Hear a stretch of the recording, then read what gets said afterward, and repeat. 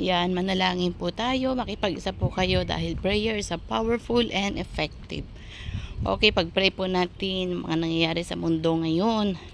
May fire, may lindol, may ano ba yun? Sakuna, tapos yung sinasabing the big one. We have a big God, no?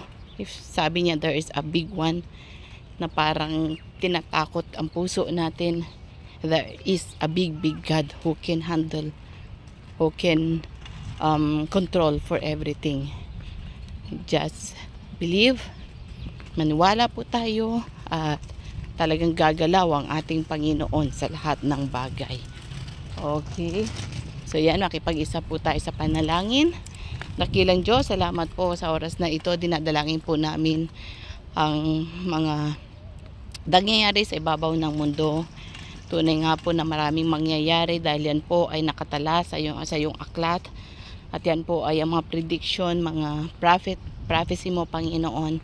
Bagkus, Panginoon, nananampalataya kami sa iyo. Nawa, Panginoon, hawakan mo lahat ng mga tao na manumbalik sa iyo, lumuhod, Panginoon, i-acknowledge na ikaw ang Diyos na kailangan ng bawat isa. Ikaw ang Diyos ng himala, ikaw ang Diyos na nagkokontrol ng lahat, Panginoon. Kung paano, O Lord God, noong si Jonah na inutusan mo sa Nineveh na magrepent, O Lord God, sila'y nagrepent, O Lord, at sila'y naniwala sa iyo, Panginoon. Ganun din, O Lord God, ang gawin mo sa aming bansang Pilipinas, sa Luzon, Visayas, Mindanao, O Lord God, sa lahat, Panginoon. May acknowledge nila na ikaw ang Diyos, ikaw ang kailangan namin, Panginoon, na magsisi sa lahat ng kasalanan, O Lord, mula sa aming president, down sa pinakamababa, Luzon, Visayas, Mindanao, sa mansulok ng mundo, Panginoon. Ingatan mo pagpalain ang lahat ng mga Pilipino, O Lord, ang mga pananim, ang mga work na ang gawa ng aming mga kamay, ang bawat pamilya, O Lord God. Ano man, Panginoon, yung mga sakuna na darating o napipredict nila, Father, naniniwala po kami na merong Diyos na tapat, merong Diyos, Panginoon, na mas malaki, mas the big one, O Lord God, na kayang i-control, na kayang hawakan ang bawat isa, O Lord God. Kaya sa oras na ito kami nanalangin, Panginoon, at kami nakikipag-isa na i-control mo lahat, O Lord God, at kung anong nais mo, Panginoon, ito'y mangyari. Ngunit ang nais po namin, Panginoon, ay yung protection at gabay sa bawat isa, O Lord God, na yung pag-iingat, ang yung kalinga, O Lord, sa bawat isa, Panginoon.